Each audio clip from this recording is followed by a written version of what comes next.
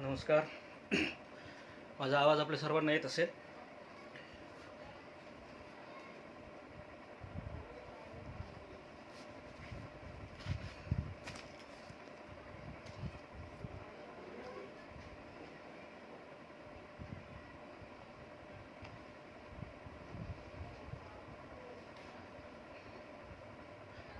नमस्कार.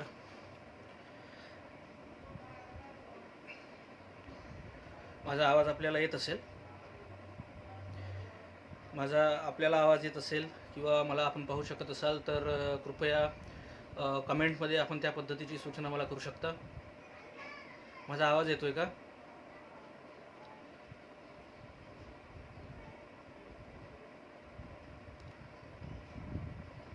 माझा आवाज येतोय का?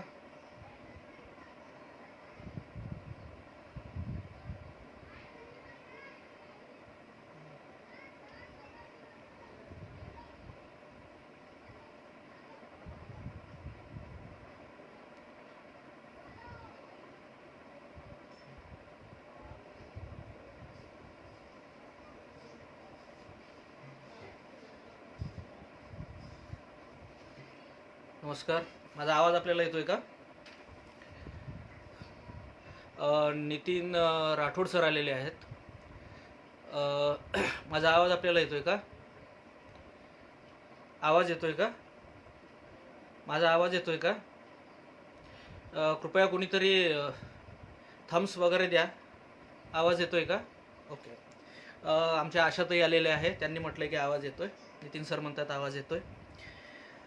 मित्रहो, किसान पुत्र आंदोलनाच्या सर्व शिलेदारांनी फेसबुक पेजवरून शेतकऱ्यांशी संबंधित वेगवेगळे विषय, वेगवेगळी कार्यकर्ते मंडळी आपल्यासमोर येत्या काही दिवसांमध्ये मांडणार आहे. काल नितीन सरांचा विषय झाला. आज माझा विषय आहे की शेतकऱ्यांच्या स्वातंत्र्यासाठी संतांची काय भूमिका आहे. फार महत्त्वाचा विषय, अभ्यासपूर्ण विषय आहे. विषयाला सुरुवात करतेवेळी किसान पुत्र आंदोलन वगैरे आपल्याला सर्वांना माहिती झालेलं असेल. विषयाला सरळ सुरुवात करतो. शेतकऱ्यांचं स्वातंत्र्य आणि त्यासाठी संत वाङ्मयामध्ये, संतांच्या साहित्यामध्ये किंवा एकंदरीतच संपूर्ण संत चळवळींमध्ये, मग ती वारकरी संप्रदाय वारकऱ्यांची चळवळ असो किंवा वारकरी सोडून इतर जे संत आहेत, त्याच्यामध्ये गाडगे महाराज असतील, तुकडोजी महाराज असतील, किंवा दक्षिणेतले संत असतील किंवा कुठलेही भारतामधल्या कुठल्याही प्रदेशातले संत असो, विशेषतः आपण महाराष्ट्रातल्या संतांचा यामध्ये विचार करणार आहोत. याच्यामध्ये दोन संतांचा आपण प्रामुख्यानं परामर्श घेणार आहोत. त्याच्यामध्ये जगद्गुरू संत तुकाराम महाराज आहे आणि दुसरे आहे 20व्या शतकामधले राष्ट्रसंत तुकडोजी महाराज. आता हे दोन संत घेण्यामागचं महत्त्वाचं कारण असं आहे की शेतकऱ्यांच्या स्वातंत्र्याचा प्रश्न विचारात घेत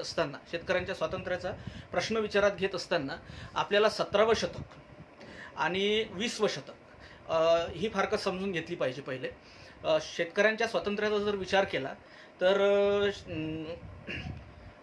कोणतीही सत्ता असो जी भारतामध्ये आणि विशेषतः महाराष्ट्रामध्ये राज्य करून गेलेली आहे, महाराष्ट्रामध्ये ज्यांनी राज्य केलं, अगदी मुघल काळापर्यंत जर आपण आलो तर मुघल काळामध्ये शेतकरी राजकीयदृष्ट्या सुद्धा पारतंत्र्यात होता, शोषणाचाच बळी होता.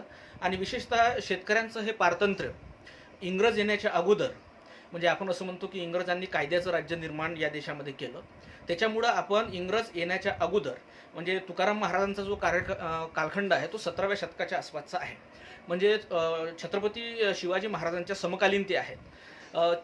त्याच्यामुळं शेतकऱ्यांच्या स्वातंत्र्याचा विषय लक्षात घेत असताना शेतकऱ्यांचं शोषण हे मोगल काळापर्यंत, म्हणजे शिवाजी महाराजांचं स्वराज्य स्थापन होईपर्यंत, आपण असं म्हणूया, स्थापन होईपर्यंत दोन टप्प्यांमध्ये याला पाहिलं पाहिजे. एक आहे राजकीय शोषण आणि दुसरं आहे धार्मिक शोषण. म्हणजे एक आहे घराबाहेर होणारं शोषण आणि एक आहे देवघरात होणारं शोषण. आणि या दोन्हीही शोषणाला लगाम कशा पद्धतीनं संत साहित्यानं घातलेली आहे हा महत्त्वाचा भाग आहे. कारण आपण पाहिलेला आहे, आपण जर इतिहास बघितला तर आपल्याला माहिती असेल की राजसत्तेच्या हातात हात घालून धर्मसत्ता चालत होती. म्हणजे दोन्ही पद्धतीचं शोषण शेतकऱ्यांच्या संदर्भात होतं. शिवाजी महाराजांचा काळ आल्यानंतर या शोषणाला बऱ्याच प्रमाणात आळा बसला.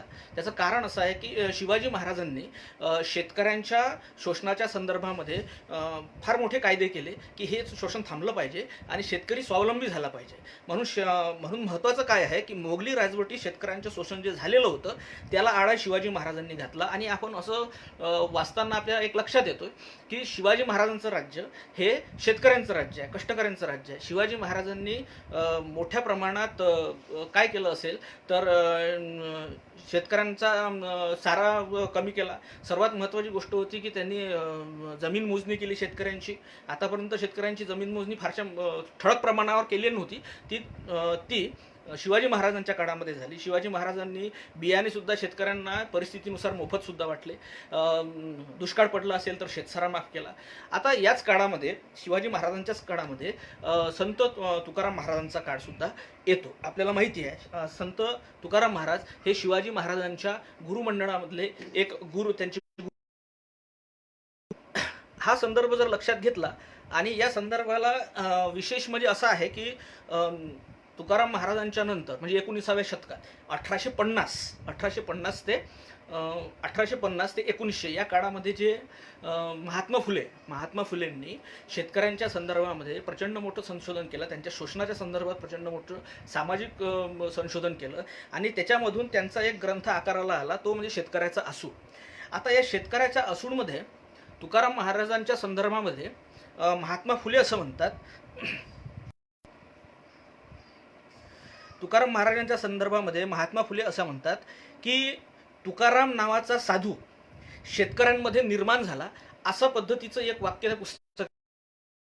महाराजांसारखा साधू निर्माण झाला तुकाराम महाराजांना फुले म्हणतात. त्यावेळेस साधूचा अर्थ पाहिजे आणि हा आपल्याला साधूचा अर्थ माहीत करून घ्यायचा आहे. तुकाराम महाराज काय म्हणतात, जे का रंजले गांजले त्यासी म्हणे जो आपुले, तो जी साधू ओळखावा तोची साधू ओळखावा, देव तेथेची जाणावा. जे का रंजले गांजले म्हणजे ज्यांच्यावर अन्याय झालेला आहे, जे पिचलेले आहे, तुडवल्या गेलेले आहे, ज्यांचे अधिकार नाकारलेले आहे, अशा बहिष्कृत लोकांना, अशा निराश्रित लोकांना जो आपलं म्हणतो, जो त्यांच्या न्याय हक्कासाठी झगडतो, त्याला आपण साधू म्हटलं पाहिजे. म्हणून या अंगानं फुलेंनी तुकाराम महाराजांचा उल्लेख हा साधू म्हणून केलेला आहे. तर कोणाचा साधू, तर शेतकऱ्यांचा साधू. आणि म्हणून मग शेतकऱ्याचं दुःख तुकाराम महाराजांनी सांगितलेलं आहे. आता शेतकऱ्यांचं दुःख सांगणार कोण असतो, जो स्वतः जावे त्याच्या कुडी तेव्हाकडे, असं तुकाराम महाराज म्हणतात. जोपर्यंत आपण एखाद्याचं दुःख समजून घेण्यासाठी आपण सुद्धा त्याला समरस होता आलं पाहिजे. म्हणून तुकाराम महाराज आपल्या अभंगामध्ये स्वतःची ओळख करून देताना पहा काय म्हणतात, बरा देवा कुणबी केलो. आता लक्षात घ्या, बरा देवा कुणबी केलो, नाही तरी दंभेची असतो मेलो. दुसरी एक ओढ अशी आहे की तुका विनवी कुणबियाचा. तुकाराम महाराज स्वतःची ओळख करून देतात. तुकाराम महाराज की परमेश्वराला म्हणतात की बरं झालं परमेश्वरा की मी कुणबी झालो. आता कुणबी म्हणजे काय, एक लक्षात घेतलं पाहिजे. कुणबी याचा अर्थ कूड राखणारा. इथे संबंध जातीशी नाही आहे, व्यवसायाशी आहे. कूड म्हणजे शेती, कुणबी म्हणजे कूड राखणारा म्हणजेच शेती करणारा. आपल्याला माहिती असेल, एक प्रसिद्ध आहे की महात्मा फुलेंनी शिवाजी महाराजांवरचा जो पहिला पोवाडा लिहिलेला आहे त्याच्यात शिवाजी महाराजांना ते कुलवाडी भूषण म्हणतात, एक लक्षात घ्या.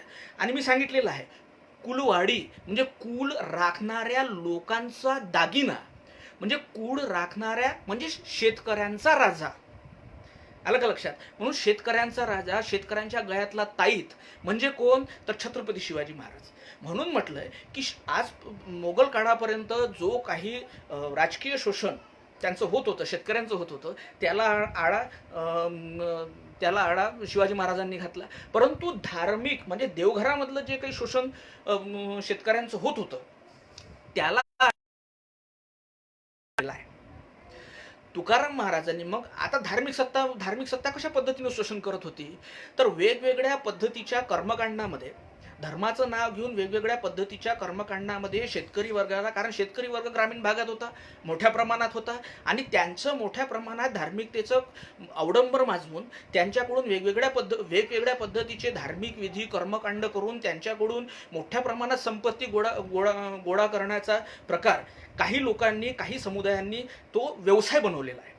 म्हणजे शेतकऱ्यांचं धार्मिक शोषण सुद्धा केलं. या धार्मिक शोषणाला प्रामुख्याने जर आळा घालण्याचा कोणी प्रयत्न केला असेल तर तो महाराष्ट्रातल्या संत मंडळींनी केलेला आहे. तुकाराम महाराजांचे अभंग जर तुम्ही वाचले तर तुम्हाला हेच दिसेल.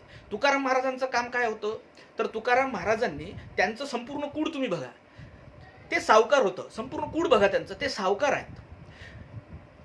त्यांच्या घरी ज्या काही कर्जाच्या वह्या ठेवलेल्या आहे त्या शेतकऱ्या कष्टकऱ्यांच्या आहे, ज्या अनामत म्हणून ठेवलेल्या होत्या. तुकाराम महाराजांनी या महाराष्ट्रामध्ये त्या कर्ज खात्याच्या वह्या इंद्रायणीमध्ये बुडवून पहिली कर्जमाफी, कर्जमुक्ती म्हणेल मी, ती माफी पण नाही आहे, ती बुडवलेला आहे त्यांनी. तो पूर्ण जो कर्जाचा तपशिलाचे जे काही बाडं होते ती सर्व इंद्रायणीत बुडवली. याला कर्जमुक्ती म्हणतात, याला कर्जमाफी म्हणत नाही, याला कर्जमुक्ती म्हणतात. म्हणजे त्यांचं काहीच शिल्लक ठेवलेलं नाही, मुद्दल घ्यायचं की व्याज घ्यायचं, पूर्ण कर्जमाफी केलेली आहे. म्हणून तुकाराम महाराजांचा विचार करत असताना व्यावहारिक पातळीवर तुकाराम महाराजांनी शेतकऱ्यांना खऱ्या अर्थानं कर्जमुक्ती केलेली आहे. त्यांनी केवळ भाषा केलेली नाही आहे, आम्ही कर्जमुक्ती करू, हे करू, ते करू. त्यांनी कर्जमुक्ती केलेली आहे ऑलरेडी. आणि दुसरी गोष्ट अशी, आता एक लक्षात घेतलं पाहिजे, मग तुकाराम महाराज स्वतःला कुणबी म्हणतात तर मग त्याचं कुठेही कुणबी असलं पाहिजे असा एक प्रश्न आपल्याला येतो, म्हणजे शेतकऱ्यांचं. त्याचा मी तुम्हाला पुन्हा दुसरा दाखला देतो. तुकाराम महाराजांचे ते एका अभंगामध्ये म्हणतात की आता निदसूर नसावे, गाठ पडली कुणबी सावे, तुकया बंधू म्हणे राखावे देव महत्व आपले. कान्होबा महाराज असं म्हणतात की मी कुणब्याचा पोरगा आहे आणि हे माझं जे महत्व आहे तेच परमेश्वरानं अबाधित राखावं, आणि वारंवार मला कुणब्याच्याच म्हणजे शेतकऱ्याच्याच रूपानं जन्माला घालावं, आणि माझं महत्व हे शेतकरी म्हणूनच असावं, असं तुकाराम महाराजांचे बंधू कान्होबा महाराज म्हणतात. म्हणजे दुसरी गोष्ट अशी आहे की तुकाराम, आपल्याला माहिती असेल की महाराष्ट्रामध्ये तुकाराम मोठे दुष्काळ पडले, अन्न करून जनता मेली. त्याच्यामध्ये मरणाऱ्यांमध्ये सर्वात मोठं प्रमाण कोणाचं असेल तर ते शेतकऱ्यांचंच होतं. आणि म्हणून अशा वेळेस तुकाराम महाराजांनी केलेली ही कर्जमुक्ती, शेतकऱ्यांना केलेली कर्जमुक्ती, सावकारीचे बाड जे इंद्रायणीत टाकले, ही त्यांची कृती, ही शेतकऱ्यांच्या स्वातंत्र्याचा एल्गार होती. शेतकऱ्यांच्या स्वातंत्र्याला अधोरेखित करणारी होती की कर्जातून त्यांची मुक्ती केली पाहिजे, त्यांना आपण स्वातंत्र्य दिलं पाहिजे. म्हणजे शेतकऱ्यांचं दुःख समजून घेणारा, शेतकऱ्यांच्या दुःखाशी समरस होणारे तुकाराम महाराज. दुसरी गोष्ट अशी आहे की तुकाराम महाराजांनी दुष्काळामध्ये, जेव्हा दुष्काळ पडला तेव्हा तुकाराम महाराजांनी शेतकऱ्यांना बियाणाच्या संदर्भामध्ये सुद्धा आपल्याकडे जो होता तो वित्त पुरवठा केलेला आहे, जो काही नंतरच्या काळात त्यांच्याकडे होता. दुसरी गोष्ट अशी आहे की मोगल काळामध्ये शेतकऱ्यांचं जे राजकीय शोषण होत होतं शेतसाऱ्याच्या संदर्भामध्ये, या संदर्भामध्ये सुद्धा तुकाराम महाराजांनी त्यांच्या आजूबाजूच्या पंचकृषीमध्ये आपल्या कीर्तनाच्या माध्यमातून शेतकऱ्यांमध्ये जाणीव जागृती केली. आणि एवढंच नव्हे तर तुकाराम महाराजांनी बीज असेल, पीक असेल, खतं असतील, त्याचा वापर असेल, या सर्वांच्या संदर्भामध्ये सुद्धा लिखाण केलेलं आहे. त्यांची जर तुम्ही त्यांचं म्हणजे शेतीच्या संदर्भामध्ये त्यांच्या अभंगगाथेमध्ये जे अभंग आलेले आहेत ते जर तुम्ही वाचले तर त्यांच्या अभंगगाथेमध्ये शेती कशी करावी, शेतकऱ्यांनी आता कशा पद्धतीनं पिकं मोठी केली पाहिजे, पाण्याचा वापर कसा केला पाहिजे, जलसिंचन कसं केलं पाहिजे, शेतीला पाणी कोणत्या पद्धतीने दिलं गेलं पाहिजे, एवढंच नव्हे तर शेतीमध्ये जी गुरढोरं आपण पाळतो आहे त्याची जपवणूक कशी केली पाहिजे, गाईच्या दुधापासून आलेलं दूध आणि त्याच्यावर प्रक्रिया करून वेगवेगळे दुग्धजन्य पदार्थ याची साठवण कशी केली पाहिजे, त्याचा विनिमय कसा केला पाहिजे, हे सर्व तुकाराम महाराजांनी आपल्या अभंगगाथेमध्ये लिहिलेलं आहे. जोडून या धन उत्तम व्यवहारे, उदास विचारे वेच करी, उत्तमची गती तो एक पावेल, उत्तमची भोगेल जीवखानी. हा जो व्यवहार तुकाराम महाराजांनी सांगितलेला आहे, याचं प्रेरणास्थान जे आहे ना ती शेती आहे, शेतकरी आहे, कष्टकरी आहे. त्याचं आयुष्य पाहूनच तुकाराम महाराजांनी हा अभंग लिहिलेला आहे, लक्षात घ्या. जोडून या धन उत्तम व्यवहार आहे, म्हणजे कष्टाच्या आधारावर धन जोडलेलं आहे, ते प्रामाणिकपणातून आलेलं आहे. म्हणून आपण एक लक्षात गोष्ट घेतली पाहिजे की पूर्ण संत वाङ्मय तुम्ही बघा, संत वाङ्मयामध्ये भाषेच्या व्याकरणाला महत्व नाही आहे, तर माणसाच्या अंतःकरणाला महत्व दिलेलं आहे. लक्षात घ्या, संत वाङ्मय अक्षर कुठे ठरतं? अक्षर वाङ्मय, संत वाङ्मयाला अक्षर वाङ्मय का म्हणतं? त्याचं कारणच हे आहे की त्यांनी भाषेचं व्याकरण पाहिलेलं नाही, त्यांनी माणसाचं अंतःकरण पाहिलेलं आहे आणि त्या अंतःकरणाची वेदना त्यांनी मांडलेली आहे. दुसरी गोष्ट अशी आहे की जेव्हा आपण मग शिवाजी महाराजांचा काळ संपल्यानंतर संभाजी महाराजांच्या काळामध्ये सुद्धा हे व्यवस्थितरित्या सुरू राहिलं.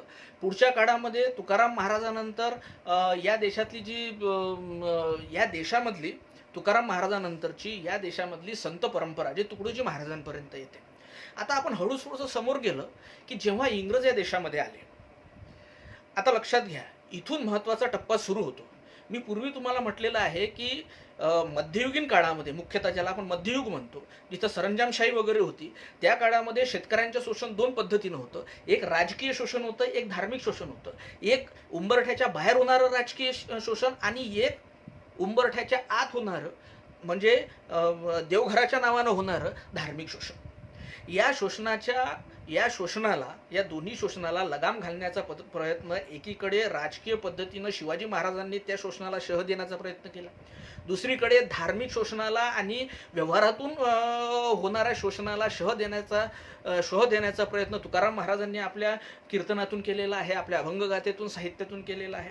आता आपण जसं पुढे येऊ, म्हणजे आपण 19व्या शतकामध्ये येऊ आणि 19वं शतक ओलांडल्यानंतर आता महत्त्वाचा भाग आहे. 19वं शतक म्हणजे 1857चा उठाव झाल्यानंतर या देशामध्ये व्हिक्टोरिया राणीचं सरकार आलं आणि कायद्याचं राज्य, प्रामुख्यानं वेगवेगळे कायदे, लिखित कायदे इंग्रजांनी इथे आणले. लिखित कायदे इंग्रजांनी इथे आणले म्हणजे या देशाच्या कारभाराला एक चौकट दिली, कायद्याची चौकट. आणि इथं चित्र पालटलेलं आहे. आणि इथून पलटलेलं जे चित्र आहे शेतकरी शोषणाचं, हे इथून सुरू होतं. मग त्याच्यामध्ये महत्वाची करण्याचा प्रयत्न सर्वात महत्वाचा आणि कसोशीनं कोणी केला असेल तर तो महात्मा फुले यांनी केलेला आहे. ब्राह्मणांचे कसब, या सर्वांना पार्श्वभूमी जी आहे ती शेतकऱ्याच्या शोषणाची आहे. त्याचं मग कार्यालयामध्ये होणारं शोषण असेल, त्याचं सत्तेमार्फत होणारं शोषण असेल, एखाद्या सरकारी कार्यालयामार्फत होणारं शोषण असेल, बाजारातलं शोषण असेल, घरातलं शोषण असेल, धर्माचं शोषण असेल, समाजाचं शोषण असेल, या सर्व अंगांनी महात्मा फुल्यांनी मांडणी केली. सार्वजनिक सत्यधर्म जर तुम्ही पाहिलं, निर्मिकाची संकल्पना आणि कशा पद्धतीने कष्ट करणाऱ्यांच्या जीवावर बाणगुळ जगतायत, दोन गोष्टी लक्षात घेतल्या पाहिजे. या संपूर्ण संघर्षामध्ये दोन गोष्टी आहे. एक आहे कष्टकरी वर्ग, ज्याला आपण सर्जक वर्ग म्हणतो, जो नवनिर्मिती करतो, जो सृजनशील आहे, काही ती नवनिर्माण करतो. आणि दुसरे हे आहे बाणगुळ, म्हणजे परावलंबी. त्या सर्जनशीलतेवर, त्या नवनिर्मितीवर जगणारे, त्याचे फायदे पदरात पाडून घेणारे म्हणजे बाणगुळ. हे लक्षात घेतलं पाहिजे. आता याच दोन टप्प्यावर जर आपण पाहिलं तर 19वं म्हणजे 1900 हे शतक उलटलं की मग सुरू होतं 20वं शतक. आणि या 20व्या शतकामध्ये भारताची देश म्हणून एक कायदेशीर वाटचाल सुरू झाली. यामध्ये बरीच आंदोलनं झाली आणि या काळामध्ये आता दुसरा संत आपल्या समोर येतोय, ते म्हणजे राष्ट्रसंत तुकडोजी महाराज. दोन संतांमध्ये फरक आहे. वेळ कमी असल्यामुळे मी दोन संत घेतले. संत वाङ्मयामध्ये शेतकऱ्यांवर प्रचंड लिहिलेलं आहे. मग ते गोरोबा काका असतील, सावतामाळी असतील. सावतामाळी तर स्वतः शेतकरी आहे, त्यांचे अभंग तर पूर्ण शेतीवर आणि कष्टावर, त्या शेतीच्या कष्टावर, मळा फुलवण्याच्या कष्टावर आहे. एक म्हणजे शेतीमध्ये उगवणारं पीक, पिकातून निघणारी फळं, फळांची पासून ते सर्व त्यांनी लिहिलेलं आहे. 20व्या शतकामध्ये संत वाङ्मयाचा विचार करताना आणि शेतकऱ्यांचा स्वातंत्र्याचा आवाज याशी संबंध जोडत असताना तुकडोजी महाराजांचं नाव तुम्हाला घ्यावं लागणार आहे. त्याची गोष्ट अशी आहे की एकीकडे राजकीय पातळीवर महात्मा गांधीजींचा, आपल्याला माहिती आहे बिहारमध्ये नीळ उत्पादक शेतकऱ्यांचा आंदोलन झालेलं आहे. हे राजकीय पातळीवर चाललेली आंदोलन आहे. मग तुकडोजी महाराजांचं याच्यात योगदान काय आहे लक्षात घेतलं पाहिजे. तुकडोजी महाराजांचं सर्वात महत्त्वाचं योगदान आहे की तुकडोजी महाराजांनी आपल्या अक्षर वाङ्मयामध्ये जो ग्रंथ राज म्हणून प्रसिद्ध आहे, तुकडोजी महाराज ज्या ग्रंथाला हृदय म्हणतात, ग्रामगीता हे माझे हृदय त्यात बसले सद्गुरू राय, म्हणजे संपूर्ण तुकडोजी महाराजांच्या तत्वज्ञानाचा निचोड ज्या ग्रंथामध्ये आहे असा ग्रामगीता हा ग्रंथ तुकडोजी महाराजांनी शेतकऱ्यांना अर्पण केलेला आहे. हे मर्म आपण समजून घेतलं पाहिजे. तुकडोजी महाराजांच्या संदर्भामध्ये विचार करत असताना आता तुकडोजी महाराजांनी मग शेतकऱ्यांच्या स्वातंत्र्याच्या संदर्भात काय मांडलेलं आहे. तुकडोजी महाराजांनी ग्रामगीतेमध्ये ग्रामनिर्माण या त्यांच्या अध्यायामध्ये तुकडोजी महाराज म्हणतात, गावी उरली मुख्यतः शेती. गेल्या अनेक दिवसामध्ये आपण कोरोनाच्या या संक्रमणाच्या काळामध्ये मजुरांचे जे हाल झालेले आहे हे काही वेगळं सांगण्याची गरज नाही. आपल्या सर्वांना माहिती आहे किती लोकांचे दुर्दैवी वेदनादायी अंत झालेले आहेत, हे आपल्याला माहिती आहे. स्थलांतराचा प्रश्न सुद्धा मांडलेला आहे. तुकडोजी महाराजांनी 1955 मध्ये जेव्हा ग्रामगीतेचं प्रकाशन संपूर्ण भारतामध्ये 1000 ठिकाणी एकाच वेळी ग्रामगीता प्रकाशित झाली होती. या ग्रामगीतेमध्ये ग्रामनिर्माण या अध्यायामध्ये राष्ट्रसंत तुकडोजी महाराज म्हणतात, आणि या स्थलांतराची कारणं सुद्धा ते याच्यात सांगतात की काय होणार आहे जर शेतीला महत्त्व दिलं नाही, शेतकऱ्याला स्वातंत्र्य दिलं नाही, शेतकरी सुखी झाला नाही तर कोणते परिणाम घडतील या देशामध्ये, हे तुकडोजी महाराज आपल्या ग्रामगीतेमध्ये सांगतात. काय सांगतात तुकडोजी महाराज, गावी उरली मुख्य शेती ती कशी बशी चालविती, विशेष बुद्धी शक्ती संपत्ती याचा ओघ दुसरीकडे. म्हणजे ज्या ग्रामीण भागाची मुख्य अर्थव्यवस्था ही शेतीवर अवलंबून होती, परंतु शेतीला प्रचंड प्रमाणात शोषणाला बळी पडल्यामुळं आणि तिच्यावर मोठ्या प्रमाणात बोजा वाढल्यामुळं आणि तिचं स्वातंत्र्यच हिरावून घेतल्यामुळं कोणते परिणाम झाले, गावी उरली मुख्यतः शेती ती कशी बशी चालविते. म्हणजे घरातले 4 जण असतील तर एकच भाऊ शेती करायला लागला, कारण उरलेल्या 3 लोकांचं त्याच्यात भागतच नव्हतं. म्हणून ती कशी बशी चालविती, विशेष बुद्धी शक्ती संपत्ती याचा ओघ दुसरीकडे. आणि म्हणून गावामधली शिकलेली पोरं, गावामधली बुद्धीची शक्ती, संपत्तीची शक्ती, संपत्ती निर्माण करण्याचं मानव संसाधन हे सर्व कुठे ट्रान्सफर झालं तर हे गाव सोडून शहराकडे ट्रान्सफर झालं. हे तुकडोजी महाराज 1955 आपल्याला सांगतायत.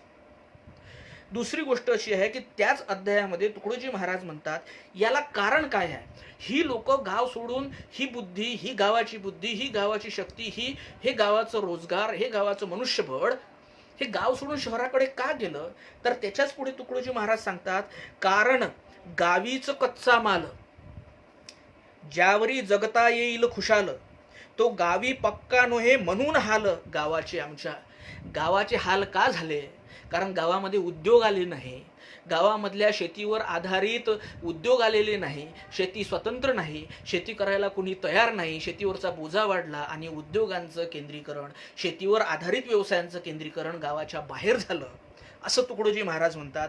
म्हणून गावांचे हाल झाले आणि असे हाल झालेल्या गावामध्ये मनुष्यबळ न राहता ते शहरांकडे गेलं. म्हणून म्हणतात तुकडोजी महाराज, कारण गावीच कच्चा माल ज्यावरी जगता येईल खुशाल, तो गावी पक्का नोहे म्हणून हाल. त्याच्यावर म्हणजे शेतीतून निघणाऱ्या कच्च्या मालावर प्रक्रिया करणारे उद्योग गावात उभारल्या गेले नाही, गावात सुरू झाले नाही, म्हणून गावाचे हाल झाले, असं तुकडोजी महाराज म्हणतात. तुकडोजी महाराज पुन्हा एक विषय मांडतात आणि तो विषय आवश्यक वस्तू कायद्याशी संबंधित आहे. आवश्यक वस्तू कायद्याने जो शेतकऱ्यांचा घात केला, जी शेतकऱ्यांची आर्थिक पिळवणूक केली, त्याच्यावर तुकडोजी महाराज काय म्हणतात, कच्चा माल मातीच्या भावे तो पक्का होता चौपटीने घ्यावे, मग ग्रामजन कैसे सुखी व्हावे, पिकवुनी ते उपाशी, असं तुकडोजी महाराज म्हणतात. आता इथं त्यांनी 2 गोष्टी मांडलेल्या. एक तर आवश्यक वस्तू कायद्याने त्याचे दुष्परिणाम जे आपल्याला आज दिसत आहे ते 1955 मध्ये तुकडोजी महाराज मांडतात. ते म्हणतात की शेतामधला कच्चा माल, गावातल्या शेतीतून निघणारा कच्चा माल मातीच्या भावाने विकावा लागला कापसाचे तेच हाल आहे, तुरीचे सुद्धा तेच हाल आहे.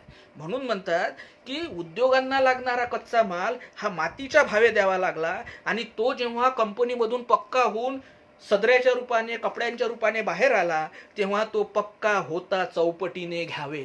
ज्यानं तो विकला त्यालाच तो चौपटीने घ्यावा लागला. मग ग्रामजन कैसे सुखी व्हावे. आणि असाच जर व्यवहार जगाचा चालत राहिला तर ग्रामजन, या देशातला ग्रामीण शेतकरी, गावगाड्यातला राहणारा शेतकरी कसा सुखी होणार. पिकवूनही तो उपाशी, आणि ज्यानं पिकवलं तोच उपाशी राहिला.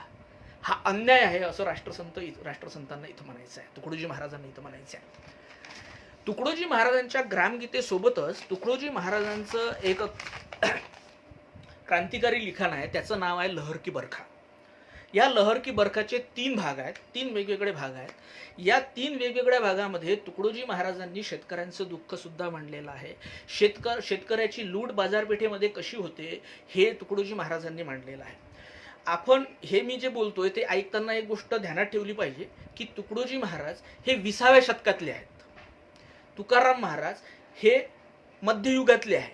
त्याच्यामुळे त्यांच्या लिखाणामध्ये ही तफावत होणार आहे. कायद्याचं राज्य आल्यामुळं जे दुष्परिणाम 20व्या शतकात शेतकऱ्यांच्या शोषणाच्या संदर्भात झालेले आहे त्याच्यावर तुकडोजी महाराज बोलत आहेत. तुकडोजी महाराजांनी आपल्या साहित्यामध्ये, आपल्या भजनावलीमध्ये सुद्धा शेतकऱ्यांच्या संदर्भामध्ये अनेक भजनं लिहिलेली आहेत. आपल्याला माहिती असेल तुकडोजी महाराज भजनासाठी प्रसिद्ध आहेत, जसे तुकाराम महाराज अभंगांसाठी प्रसिद्ध आहेत. तुकडोजी महाराजांचं एक भजन आहे, इंदौरचं भजन आहे, जब किसानों की देखू भलाई मैंने खुशियां मनाई. म्हणजे एखाद्या संताला आनंद केव्हा होतो, जेव्हा तो कष्टकरी शेतकऱ्याला आनंदात पाहतो, त्याची खुशाली, त्याची प्रगती पाहतो, त्याचं स्वतंत्र पाहतो, तेव्हाच खऱ्या संताला आनंद होत असतो. कारण संत हे कोणाचे संरक्षक असतात, संत हे कोणाचा आवाज असतात, तर हे सर्जकांचे आवाज असतात. एक लक्षात ठेवा, शेतकरी हा सर्जक आहे, स्त्री ही सर्जक आहे. म्हणून अखंड संत साहित्य, मग ते मध्ययुगाचं असो की कोणत्याही युगाचं असू द्या, ह्या 2 सर्जकांच्या पाठीशी संत उभे आहेत आणि मजबूतीने उभे आहेत. म्हणून तुकडोजी महाराजांनी जब किसानों की देखू भलाई मैंने खुशियां मनाई अशा संदर्भाचं स्वप्न आपल्या समोर ठेवलेलं आहे. याशिवाय तुकडोजी महाराजांनी ऑन ग्राउंडवर महाराष्ट्रामध्ये गोंदिया असेल, चंद्रपूर असेल, जो त्यांच्या बालपणा, त्यांच्या तारुण्यापर्यंतचा तो प्रदेश होता, चंद्रपूरमध्ये, इथे शेतकरी आंदोलनांना किंवा शेतकऱ्यांच्या चळवळींना पाठबळ दिलेला आहे. 1942 लढा आपल्या सर्वांना माहिती आहे. तुकडोजी महाराजांनी 1942च्या लढ्यामध्ये संपूर्ण विदर्भाला जागृत केलेलं होतं. करो अथवा मरो या गांधीजींनी दिलेल्या घोषवाक्याला घेऊन तुकडोजी महाराजांनी संपूर्ण विदर्भामध्ये आणि मुख्यतः महाराष्ट्राच्या पूर्व भागामध्ये 1942च्या आंदोलनामध्ये फार मोठी क्रांती केलेली होती. आपल्या सर्वांना माहिती आहे, चिमूरचा क्रांती संग्राम माहिती आहे. त्याच्यामध्ये एक गोष्ट आपण लक्षात घेतली पाहिजे की या गावामध्ये तुकडोजी महाराज जात असताना त्यांनी शेतकरी मंडळींच्या, शेतकरी समुदायाच्या भेटी घेतलेल्या आहे, ज्याला आपण कॉर्नर मीटिंग्स म्हणतो. या सुद्धा तुकडोजी महाराजांनी घेतलेल्या आहे. आणि त्या मीटिंगमध्ये गावामधली शेतकऱ्यांची अवस्था काय आहे याचा सुद्धा आढावा तुकडोजी महाराज घेत असत. आपल्याला माहिती असेल, गजानन अहमदाबादकरांचं नाव आपण ऐकलेलं असेल, चळवळीमधले फार मोठे आहेत, कार्यकर्ते आहेत. त्यांनी अनेक वेळा ते आपली आठवण सांगत असतात की तुकडोजी महाराज त्यांच्या गावामध्ये आलेले होते, वाशिमला, लाडेगावला. तुकडोजी महाराज त्यांच्या गावामध्ये आले आणि त्यावेळेला मला असं वाटतं की धरणाचा प्रकल्प लाडेगावच्या संदर्भामध्ये धरणाचं आंदोलन झालेलं होतं. तो नंतरचा भाग आहे. ते असे अनुभव सांगतात की तुकडोजी महाराज त्यांच्या गावामध्ये आल्यानंतर तुकडोजी महाराजांनी एका भजनाच्या कार्यक्रमामध्ये जेव्हा ते आले तेव्हा शेतकऱ्यांशी त्यांनी संवाद केला आणि तिथे गजानन अहमदाबादकर होते. त्यांनी महाराजांचा आशीर्वाद घेतला.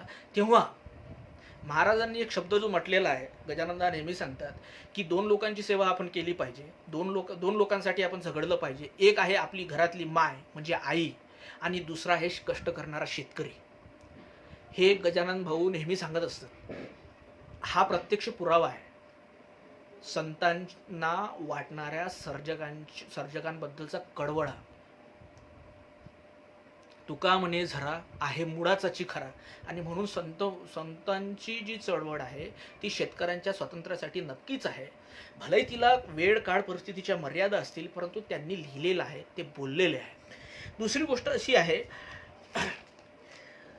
हे सर्व झाल्यानंतर आपल्याला एक प्रसंग मी सांगू इच्छितो तुकडोजी महाराजांचा. इंदिरा गांधींचं सरकार होतं. तुकडोजी महाराजांच्या भजनाचा कार्यक्रम हा राष्ट्रपती भवनामध्ये होता. त्या राष्ट्रपती भवनामधलं एक त्यांनी गायलेलं भजन फार प्रसिद्ध आहे, बिगड गई शासन की नीती. शेतकऱ्यांचं होणारं शोषण बनवताना, नीती बनवताना आपलं परकं पाहताय, हे तुकडोजी महाराजांना शासनाला सांगायचं आहे. आणि दुसऱ्या दोन याच्यामध्ये चौथ्या याच्यामध्ये ते सांगतात, गिरे न्याय का तोल बंदे अब तो आखे खोल. शेतकऱ्यांना सांगतात की तुम्ही कधीपर्यंत या भूलथापेमध्ये राहणार आहे. आता तरी तुम्ही डोळे उघडले पाहिजे आणि तुमचं होणारं शोषण तुम्ही रोखलं पाहिजे, तुम्ही एकत्र झाले पाहिजे. तुकडोजी महाराजांनी ग्रामगीतेमध्ये संघटन शक्ती नावाचा अध्याय लिहिलेला आहे. त्याच्यामध्ये ते संघटन शक्तीमध्ये ते सांगतात की महिलांचं संघटन झालं पाहिजे. ते सांगतात की शेतकऱ्यांचं संघटन झालं पाहिजे. हे शेतकऱ्यांचं महिलांचं संघटन काय झालं पाहिजे, कारण की हे सर्जक वर्ग आहे, यांच्यावरचा अन्याय नाहीसा झालाच पाहिजे. तुकडोजी महाराज म्हणतात की संघटन केल्याशिवाय तुमच्या हाती काहीच लागणार नाही. हे लक्षात घेतलं पाहिजे. ते शेतकऱ्यांना सांगतात की तुम्ही संघटित झाले पाहिजे आणि तुम्ही जे पारतंत्र्यामध्ये तुमच्यावर जी व्यवस्थेनं गुलामी लादलेली आहे ती व्यवस्थाच उखडून फेकली पाहिजे आणि नवी व्यवस्था आणली पाहिजे. हे तुकडोजी महाराजांच्या साहित्यामधली बीज आहे. नेमकं मित्र हो काय होतं की आपण संतांच्या वाङ्मयामधला केवळ करुणेचा भाग घेतो, क्रांतीचा भाग आपण दुर्लक्षित करत असतो. आणि हा क्रांतीचा भाग दुर्लक्षित केल्यामुळंच आपण संत म्हणजे टाळकुटे आहेत, संत म्हणजे त्यांचा समाजाशी काहीही संबंध नाही, संत म्हणजे संन्यास घेणारे आहेत, संत म्हणजे कुठेतरी वनामध्ये भटकणारे आहेत, असा त्याचा अर्थ नाही. हे सर्व परिणाम याचे आहे की आपण संतांना समाजाच्या वेगवेगळ्या घटकाच्या दुःखाशी आपण कधीही समरूप होऊ देत नाही. वेगवेगळ्या घटकाचं दुःख संतांनी कशा पद्धतीनं मांडलं हे आपण पाहत नाही.